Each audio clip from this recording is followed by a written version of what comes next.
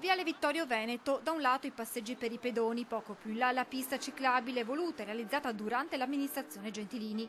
Un tratto che sin dalle origini aveva tirato su di sé pesanti critiche perché considerato troppo pericoloso dai ciclisti che preferiscono il marciapiede pedonale, facendo di conseguenza infuriare i pedoni che spesso rischiano di essere travolti dalle bici, come è accaduto anche alla nostra troupe.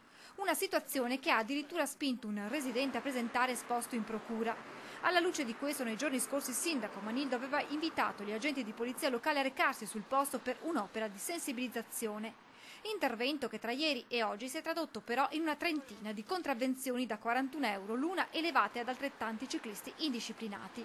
La notizia ha subito suscitato le reazioni di alcuni esponenti della stessa maggioranza come Said Caibi, Giovanni Negro e Luigi Calesso, tra i primi a puntare il dito contro l'azione dei vigili.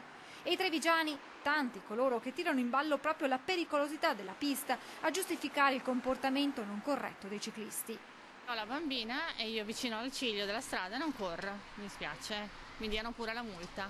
Tanta gente lì non ci va perché è pericolosa, secondo me, quindi in teoria secondo me potrebbero farlo anche qua, però dovrebbero suddividere le corsie. Secondo me quella pista lì andrebbe tolta perché è pericolosa. Era molto meglio se la facevano qua una pista ciclabile. Ma alla fine sono numerose anche coloro che accolgono positivamente le multe elevate.